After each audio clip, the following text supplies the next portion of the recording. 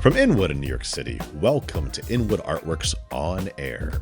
It's where you meet the musicians, filmmakers, writers, dancers, theater makers, and artists of all stripes who make their home in what we affectionately call upstate Manhattan.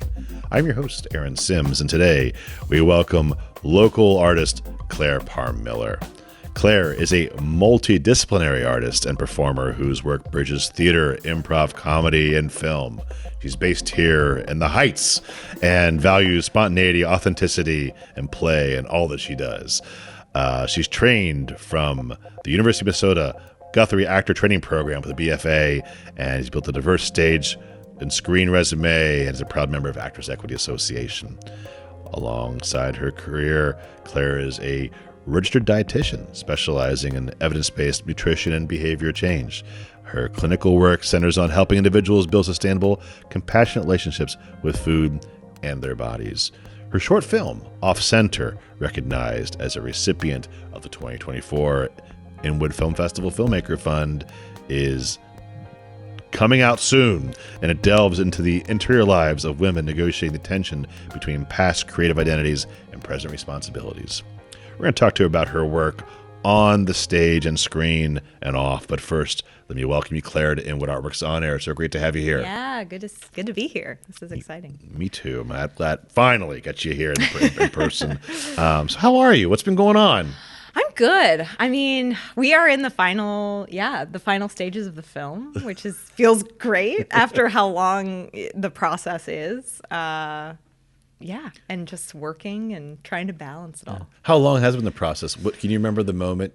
Yes. Put pen to paper to now? Yes. The idea started probably 2023, I want to say. I kept having these visions, dreams, I don't know what you'd call them, but an idea. And you were like, that's weird. And then it just kept nagging. And it wasn't until, I think it was a year later, 2024, Dylan Tuchillo, another filmmaker in the community, was filming in our apartment, and I met Hillary Kerrigan, who was the 2024 recipient. And I think we were just talking, and I said, I've always wanted to write something, and I have this idea. She's like, do it. And I was like, yeah. She's like, no, seriously, let me help you do it. And that's when it started. So I guess 2024, and we shot it in 2025 and finishing 2026. Awesome. Yeah. Awesome. Well, it's crazy that it's. I mean, I asked you because I think it's important for people to hear about process and like, let's go make a film, and you guys, rent a U-Haul on the weekend and you write a script and go. It's not that easy. No. It's not that easy at all. So, can you tell listeners what the film's about? Yes. So Off Center it really asks the question, what do you do with the dreams of your past when your life takes another course? And it's about a 35-year-old woman who's a mother, she's a wife, she's got a career, she's successful, she's good at it, her day goes.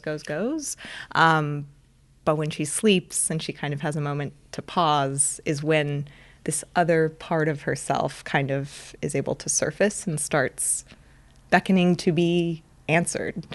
So it's about sort of trying to reconcile your past and your present and your heart, those dreams that you had. Where do they go when you don't, I guess, fulfill them in the way that you thought you were going to? Right. And we'll see what she does with that. Awesome. So you talk about the nagging thing and that came around, and why did you have to make this film for you? I mean, not just to say, answer it, do it, but like I find all the best art comes from a very personal place. Yeah. So why did this have to be done? Yeah. I think I, like the character, was in a new career, had stepped away from acting to do that, to go through the school, to start kind of build a foundation of my life again. And I thought that would be enough. I thought that would, I felt good about my decision. It was very well thought out. And then I was there and I was like, I so miss what I love to do. I still miss it. And so that feeling I started to not know what to do with it. So I had to write it down. And then as I started writing, then it was sort of like living the story of like, oh, I can create things. I can still be creative. Yeah. And I just, as I was sharing the story with other peers or older or younger, a lot of similar feelings started to come up for people. I was like, oh, okay. So this is something that resonates. There's a bit of catharsis about, I'm not saying it has to be goodbye, but reconciling with a piece of yourself, right? Yeah. Yeah, and that's the constant question, is it wasn't goodbye then, it's not goodbye now. I don't know what it is, but it's something that you have to reconcile with, and you have to water like a garden. It feels the same as the way exercise feels. It's like it's a muscle that I can't ignore. No, you have to. Well, and I think that's a really great thing of listening to yourself, and that's why, all of us, like, the great thing about theater is that you can do it your entire life, and whatever which way you want to do it, it's there for you, and dance as well, unless you have limitations physically that are prevented to you, which people do at times. Yes. And and I know everyone does. Yes.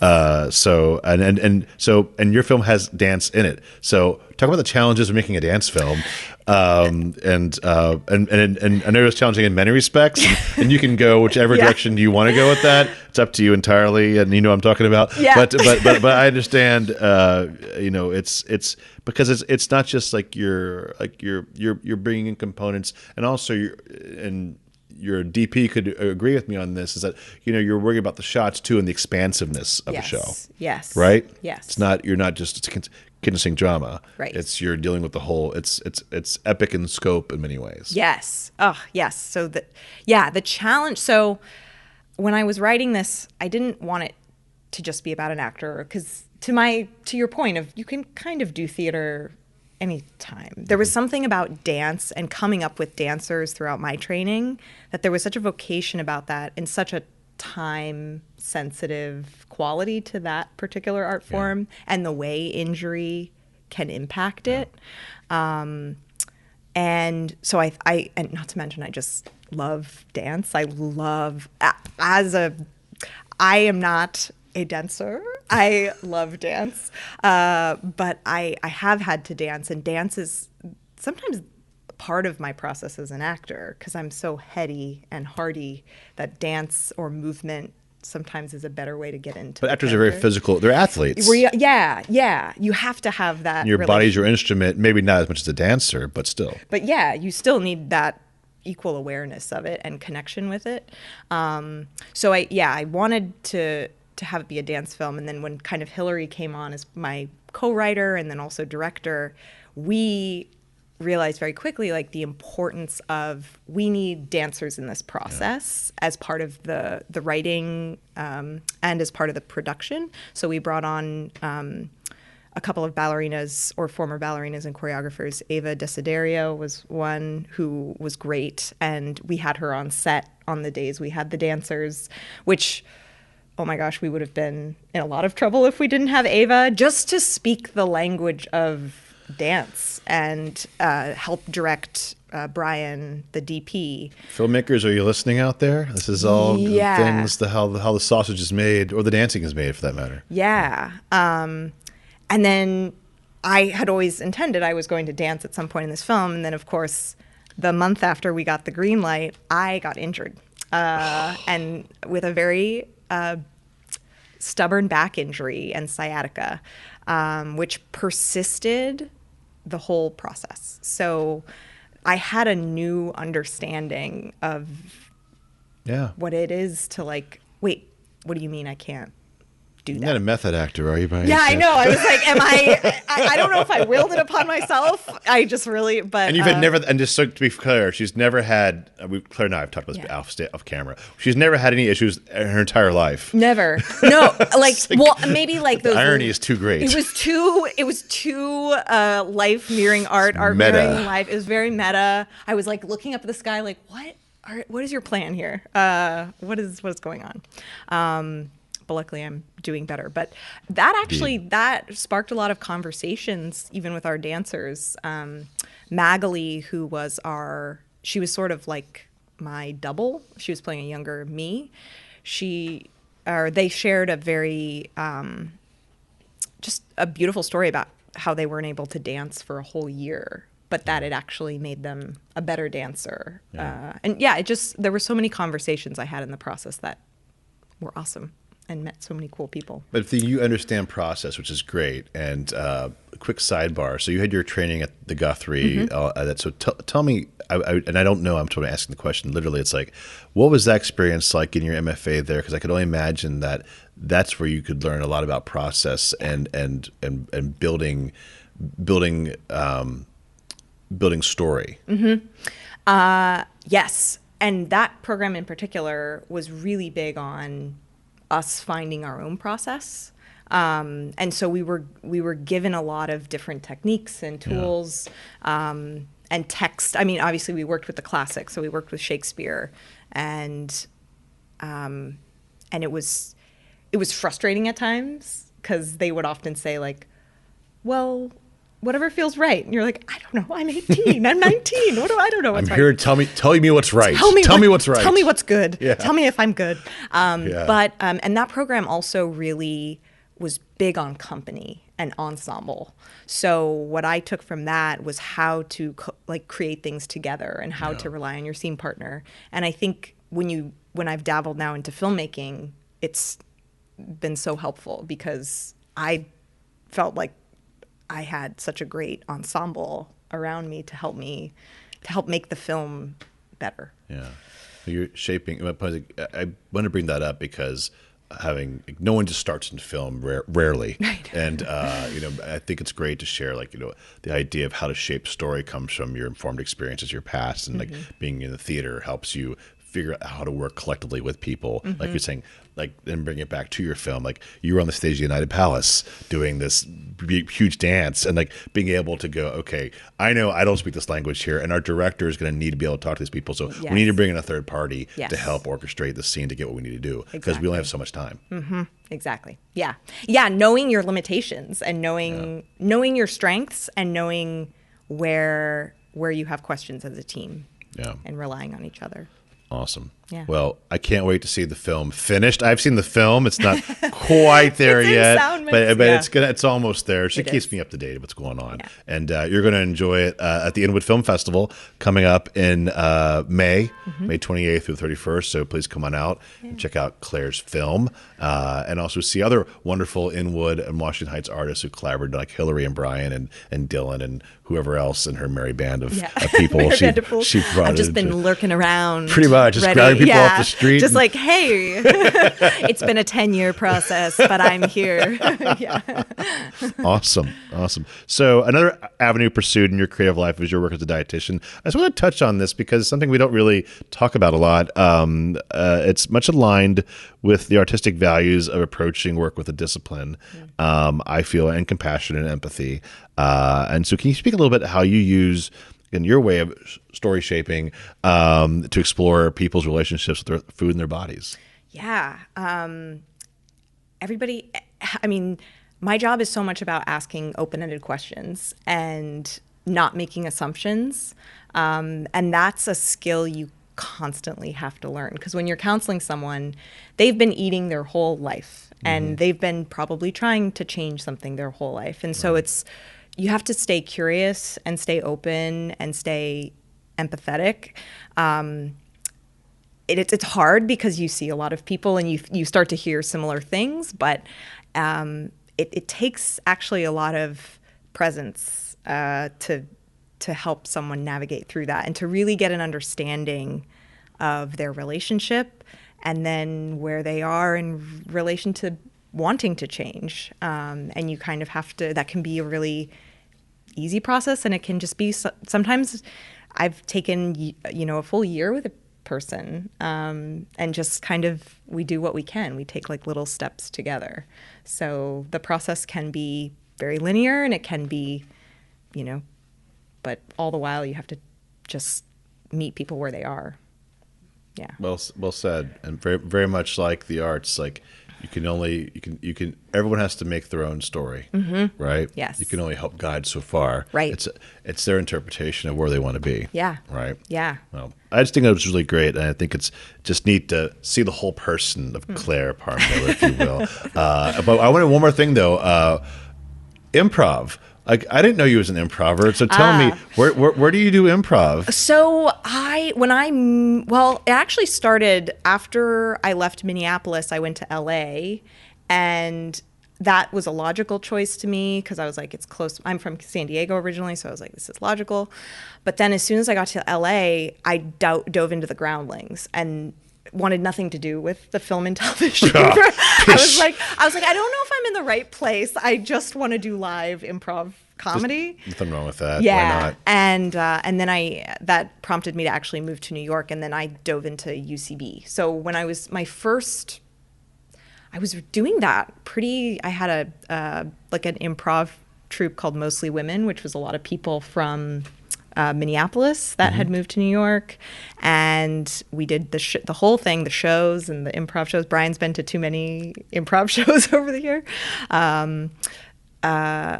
And then the pandemic really sort of jostled things up. And obviously I went and got my master's. So I haven't been as much in the scene lately, but yeah, I love improv. Improv is... There's so many improvisers in our neighborhood, and I just didn't think to count you as one of them with everybody else. So now I will, and we're gonna have to maybe bring you Mostly Women uptown, or mostly uptown women if there's enough picking people off the street as you do. Yes, I'll just grab and more improvisers up here because we need a scene like that up here. We should, yeah. There's so many. We need that laughter right now, too. Maybe at our new studio you can have an improv show. That's a great place for improv. Yeah. Why not? Let's do it. Yeah, I would love to. We'll figure it out. Great. Absolutely. Is there anything else you want to talk about we haven't touched on? I think we covered a lot. Sure did. Yeah. But it's a good thing. Yeah. So what's next now after? Well, Off Center, of course, is the main focus and getting that in and out. And yeah. By spring, it'll all be done, and you'll be on your festival run, if you will. Yes. But in 2026, any big goals? I do think I want to get back on the stage again. I feel like that is a goal of mine this year. And, we're also I'm 35. Oh so my God, 35? You got to start thinking about these things. Okay. But anyway, and that was a big thing in the film when I was writing it, was sort of imagining motherhood and imagining how that fit into the cretive part of your life. 35 is the new 25. I mean, come on. I mean, it's just I won't go down the avenue of of other stuff. I'm just saying, like, I particularly with the women in my life, we don't talk about age, of course, but everyone, I mean, people are running around like there's no impediments. My mother is approaching, we'll just say, she's, well, I can't say it online. My wife would kill me if I saw my mother-in-law's. But like we just had a birthday from her last night and party for her last night, and she's getting around and she's driving herself everywhere. It's like she's as youthful as anybody else, and I truly believe with the way things are, like you could do whatever you want as long as you want, and clocks aren't ticking like they used to, I guess. They're a little bit more time on the dial, maybe, perhaps. For people. And but yeah, you want to keep acting, keep acting. You want to have a family, you can have a family. You can have it all. You can have it all. And also your film and improv, and it's like I think it's about compartmentalizing and finding that world, right? Yeah. And I think what I've found is like I have to keep smashing away labels and ideas of like when I was an actor, I was like, I'm an actor. I got to focus on acting. Oh, I'm a dietitian. I got to be a dietitian. But actually, you can break these labels, identities, and just do what you want to do. Incredibly healthy idea. That sounds like a fully formed person to me. Because, like, truth, like there's so many artists are only identifiable by the action they do. Like an actor acts. I am an actor. If I don't act, then who am I? Right. If I a dietitian, if I'm not practicing, who am I? Yeah. And I think that's really, really wonderful to hear you say that, you've you've come to a point, and I think bring it back to your film too. It's like there's a self-realization of like I'm at peace with my choices. Yes. Yeah. Right. Yeah. Right. And you don't have to reject one part of yourself to lean into another. You don't throw. It doesn't work that way. There's no like garbage can of identities. They just kind of all are there. I want to use that from now on. Yeah. Use your garbage can of identities. Yeah, there is no garbage can of identities. There's no garbage can. They linger. They linger in your heart. So wonderful. Clare, thank you so much for taking the time and sharing your experience and humanity with us here on Inwood Art Works On Air. It's great to have you here. Thanks for having me, and thanks for everything. Gosh, the opportunity. You bet. Yeah. You bet. You bet. So you can check out Clare Parme Miller's work at the Inwood Film Festival and watch out for her grabbing people off the sidewalk on the streets of Inwood and Washington Heights. Right. But if it may be you may be in a project very soon. So just be keeping your heads up on that. So again, thanks to Clare for being here on this Artist Spotlight edition of Inwood Art Works On Air. It's where we meet the musicians, writers, theater makers, filmmakers, and artists of all stripes that make their home here in upstate Manhattan.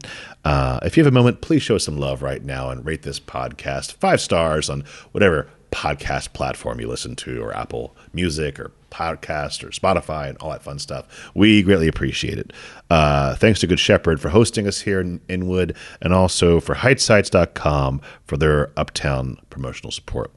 You can support On Air, by the way, by making a tax-free donation to us as a nonprofit. Yes, we are. 100% tax-free at inwoodartworks.nyc/donate. We really appreciate it. Be sure to follow us on social media to keep up with all that we do, which includes the Inwood Film Festival, Filmworks Al Fresco, our new studio, live performances, and so much more. Inwood Art Works On Air is proud to be supported in part by public funds from the New York City Department of Cultural Affairs in partnership with the City Council. And Inwood Art Works programming is made possible by the New York State Council on the Arts with the Office of the support of the Office of the Governor and the New York State Legislature. For the top of Manhattan and the bottom of my heart, thank you so much for tuning in. It's Aaron Sims for Inwood Art Works On Air.